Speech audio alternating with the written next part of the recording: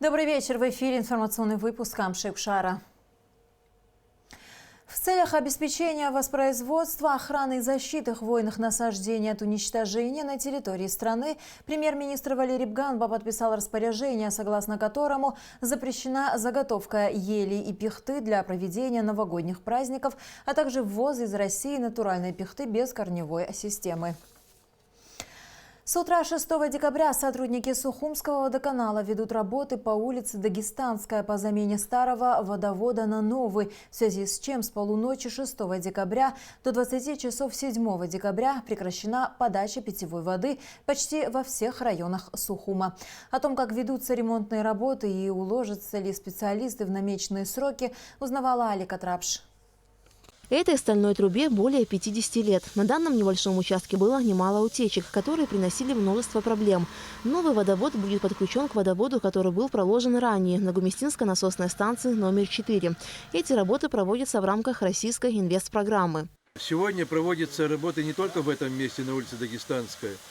Проводится второй бригадой нашей водоканальской на новом районе, там в районе центральной котельной станции бывшей.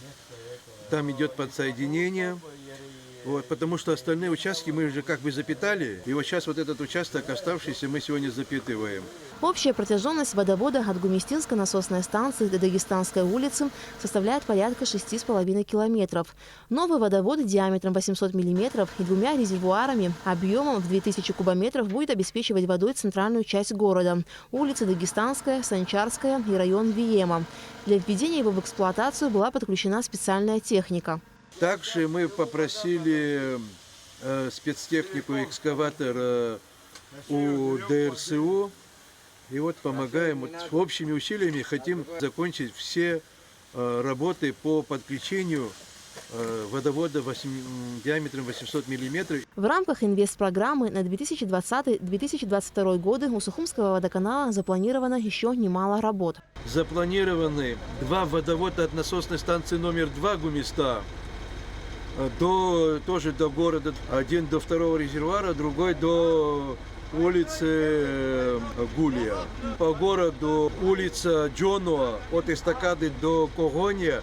Но там замена и водопровода, канализации, ливневок, вся инфраструктура улицы. Также улица Гулия от Агумава до Сахарова и Абазинская улица. Работы по подключению нового водовода по улице Дагестанская планируют завершить 8 декабря. И тогда же будет возобновлена подача питьевой воды во всех районах столицы. Алика Трапш, Минала Гухава, Абхазское телевидение. 80 лет назад в одной из тбилисских тюрем ушла из жизни Сария Лакоба. Женщина, навсегда оставшаяся в истории Абхазии как пример преданности и мужества, супруга видного государственного деятеля советской Абхазии Нестора Лакоба. К этой дате, 5 декабря, в Государственном русском театре драмы имени Фазили Искандера состоялся вечер памяти. В мероприятии приняли участие актеры Русдрама. Репортаж Сари Кварцхелия. Литературно-документальный вечер, посвященный памяти Сарии Лакоба, начался с показа архивных видео. Интервью первого президента Абхазии Владислава Ардзенба, запись выступления писателя Фазиля Искандера, доклад историка Станислава Лакоба и все это об одном человеке – Сарии Лакоба. Показ архивного видео – это часть театрализованного представления, фрагменты которого воссоздают жизнь Сарии, ее супруга Нестора, родственников и рассказывают о Сухуме, где все они жили. Большие черные глаза, ресницы веером, брови в разлет, черные волосы. В жизни она была красивее, чем на фотографии. Добрая, всегда улыбчивая. Для актеров Русдрама сегодняшний вечер волнителен по-особенному, так как они стали частью трагической судьбы не только Сарии Лакоба, но и истории всего абхазского народа. Нам дают материал, говорят, что вот там у тебя Сария, всем раздают материал, и Джамбул Владимирович нам говорит, что вот мы должны сделать такую значимую работу в памяти Сарии Лакоба. Формат такой, документальный, мы рассказываем, там какие-то сценки из жизни, Это очень трогательно, очень трогает за душу, потому что просто до конца осознать все-таки жизнь и силу воли, вообще силу внутренней этой женщины нам, наверное, никогда не удастся. Об этой удивительной женщине написано немало книг и стихотворений. Судьба ее была необычна и трагична. Она подверглась нечеловеческим пыткам в тюремных застенах, но не предала своего мужа, известного политического деятеля Нестора Аполлоновича Лакоба. Не очернила его имя, отвергнув требования говорить, признать, что он враг народа. Мы имеем какое-то общее, достаточно туманное представление о том, что происходило в эти годы, как именно, каким образом, как страдали люди в тот период, как мучили людей, как они пропадали без вести. И что самое интересное, я для себя какой-то маленький вывод сделал, я думаю, что он достаточно правильный, потому что вот этот террор, он начался, по сути, с Абхазии, с гибели Нестора Лакоба. После этого только начался 1937 год, потому что он погиб 28 декабря 1936 года, а буквально через 2 дня уже 1937 год. И, по сути, это был первым шагом к большому, именно такому массовому всесоюзному террору. Со своим будущим мужем Нестором Лакоба Сария познакомилась у себя дома, когда он скрывался от английских оккупационных властей.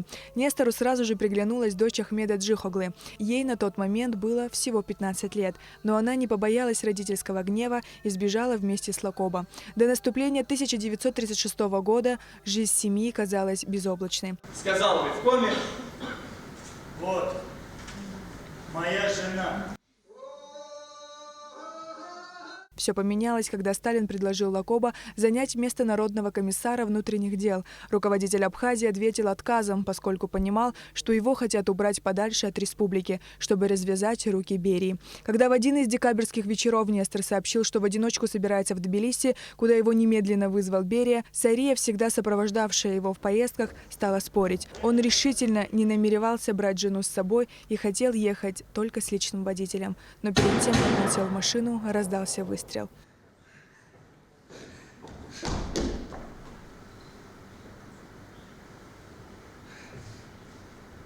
Теперь я знаю, если со мной что-нибудь случится, ты будешь плакать. Зловещее пророчество сбылось практически сразу. Живым из Тбилиси Нестор уже не вернулся. Когда в дом пришла ужасная новость о том, что Лакоба скончался, горю Сарии не было предела.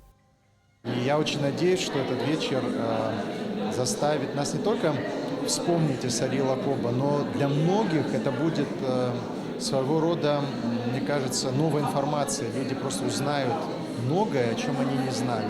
И еще больше начнут ценить нашу историю и личности, которые являются ключевыми фигурами 20 века в истории Абхазии. Сценарий к театрализованному представлению написал историк Станислав Лакоба. Прошло интересно это все, судя по реакции людей, зрителей. Вот. Конечно, это все не просто было, но какие-то точки были основные определены.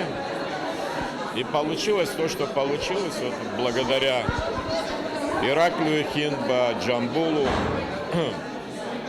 Жордане и актерскому коллективу. Я думаю, что это очень имеет большое значение для того, чтобы эта память о легендарной Сарии, чтобы она сохранилась в народе.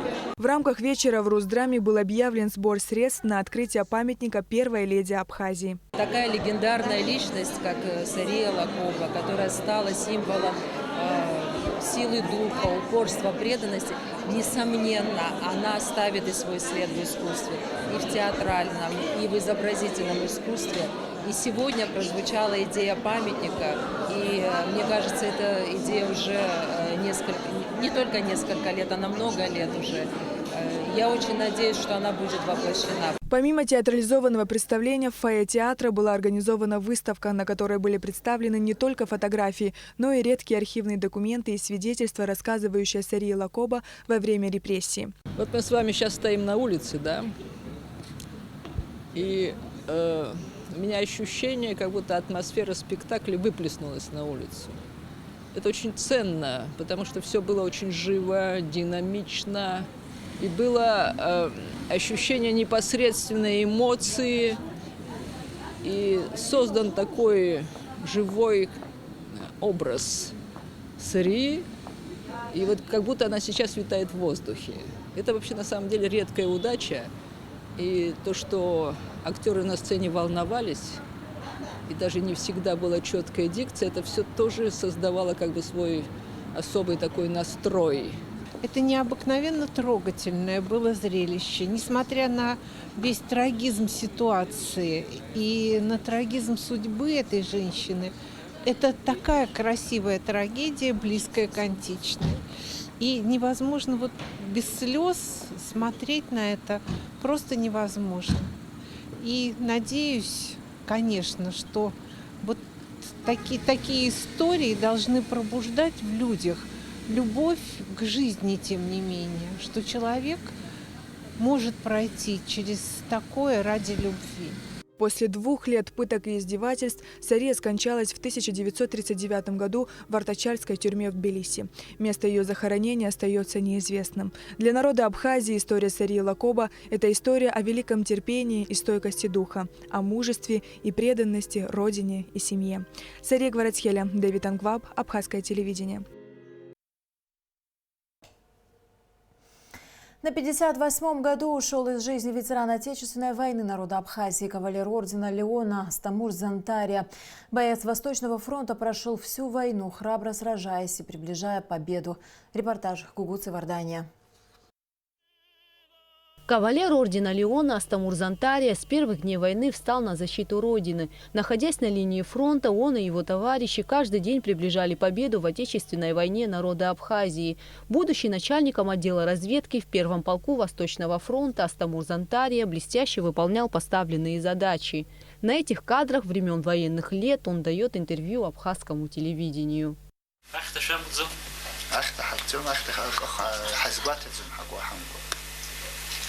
محمد زمان خدركخ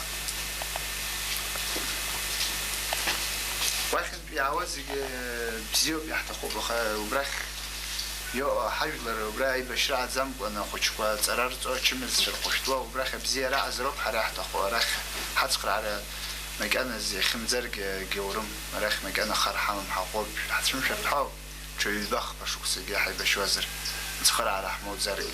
Вместе с Астамуром в тамышской легендарной группе «Катран» на Восточном фронте храбро сражались и его братья, герои Абхазии Аслан и Заза Зантария. К сожалению, они не дожили до победы. Один из братьев, Аслан, близнец Астамура, погиб в ладской трагедии, а Заза в одной из наступательных операций.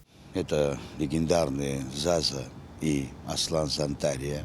Такие же талантливые и Заза, и Аслан, очень талантливые люди были. Вот, сыграли огромную роль.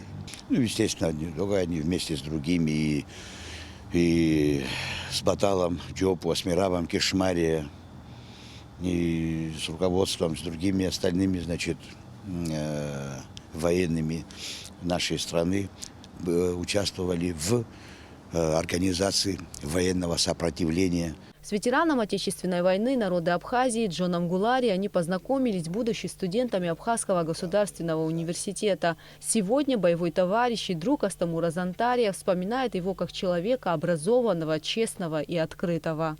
Это был очень талантливый человек по природе. Обладал большими организаторскими способностями. Вот во время войны это особенно проявилось. Контролировал дисциплину в одной из самых боеспособных подразделений Восточного фронта, Катран. Вот. Там держать дисциплину тоже было нелегко, надо сказать. Вот.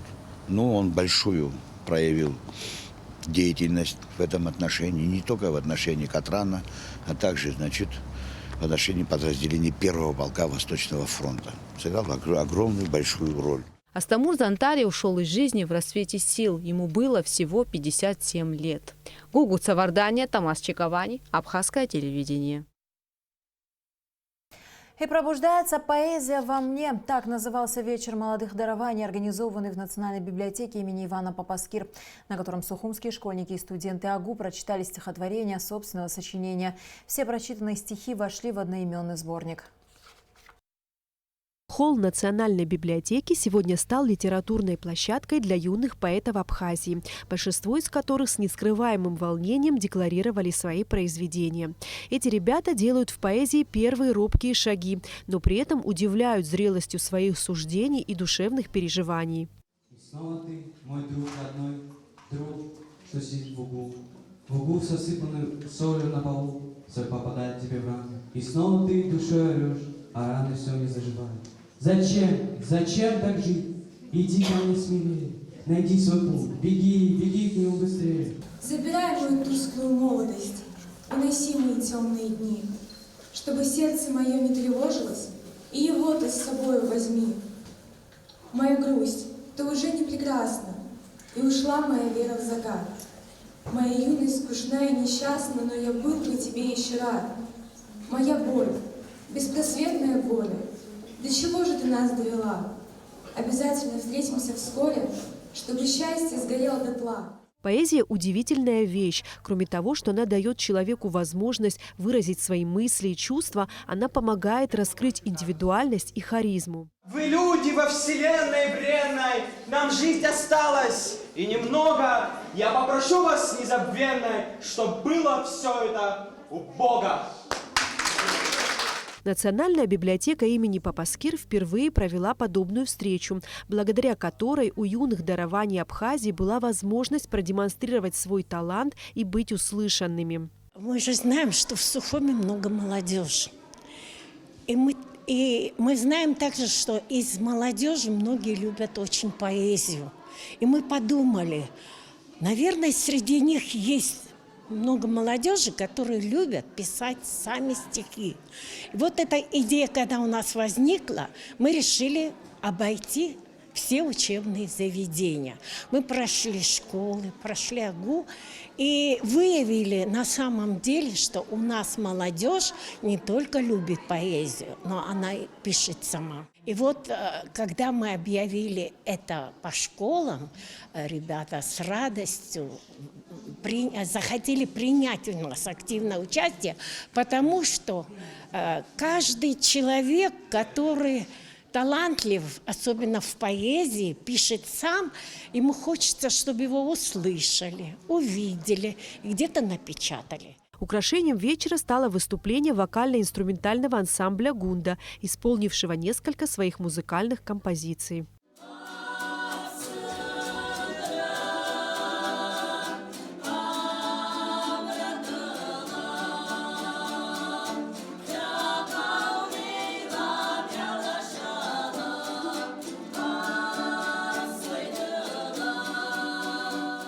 Большим сюрпризом для юных поэтов стало то, что в конце вечера каждому был вручен небольшой экземпляр уже готового сборника с их стихотворениями и фотографиями. Эсма Гуланзе, Ильдар Дамиров, Абхазское телевидение.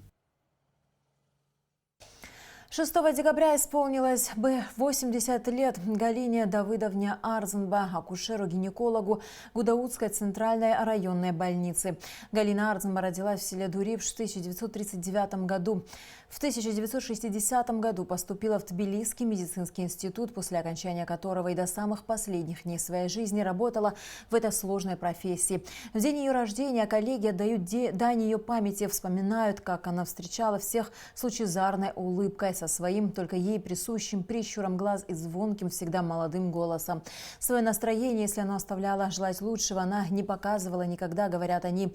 Галина Арзенба была не просто знатоком своего дела, но и добрым, отзывчивым человеком. За 30 лет своей деятельности она приняла в свои руки сотни детей и достигла профессиональных высот в акушерстве.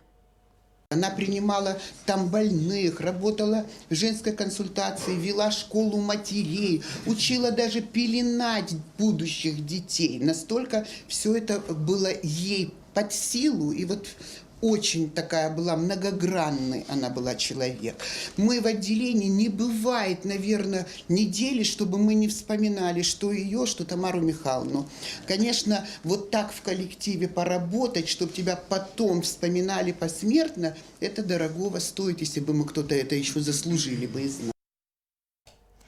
Труп Труппа Ткорчальского государственного театра комедии имени Шараха Пачаля выступила в Сухумской 4-й средней школе. Учащимся старших классов был показан спектакль «Айлага. Сумасшедший» по одноименной пьесе Владимира Касланзе. Подробности в репортаже Алисы Шамба. Жизнь обычной, казалось бы, счастливой абхазской семьи описывается в постановке Ткорчальского государственного театра драмы. Однако пьеса не так проста, как кажется сначала. Несмотря на драматический сюжет и сложность постановки для юного зрителя, в актовом зале 4-й средней школы имени Дмитрия Гулия нет свободных мест. Чтобы посмотреть спектакль «Сумасшедший», здесь собрались учащиеся 8-11 классов. «Сумасшедший» – современная пьеса о сложных взаимоотношениях между представителями разных поколений. Здесь затронуты такие понятия, как честь, совесть, достоинство, скромность и уважение. Все те качества, которые необходимы каждому, чтобы быть человеком и не совершать роковых ошибок. Это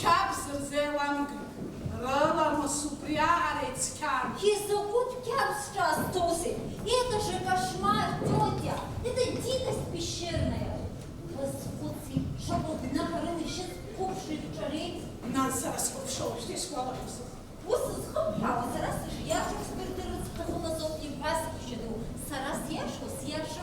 Через призму театра продемонстрировать и донести до молодого зрителя самое важное – показать, к каким бедам может привести недостойное поведение как молодых, так и уже взрослых людей непростая задача, которую поставили перед собой артисты Ткорчальского театра. Отрадно, что дети смогли увидеть эту постановку в стенах родной школы, отметила директор Нона Ломия. Я думаю, что с удовольствием наши дети посмотрят. Это для них первым долгом. Мы все стараемся, чтобы наши дети говорили, владели абхазским языком. Это тоже как один плюс поможет. Дети с большим интересом смотрели спектакль. Как оказалось, сложность произведения их не напугала, а замысел автора постановки был понятен. В этом спектакле были затронуты вопросы, острые вопросы общества, и также были показаны апсвара. Очень важно еще со школьной скамьи рассказывать детям о культуре поведения, о том, какие основополагающие нравственные принципы включает в себя апсора. Именно с этой целью проводятся такого рода мероприятия, что имеет большое значение в воспитании подрастающего поколения. Алиса Шамба, Томас Чиковани, Абхазское телевидение. И в завершении выпуска о погоде. По сообщению Гидрометцентра, в Абхазии ожидается переменная облачность без осадков. Температура воздуха ночью плюс 1,6, днем 8-13 градусов. Температура морской воды 14 градусов.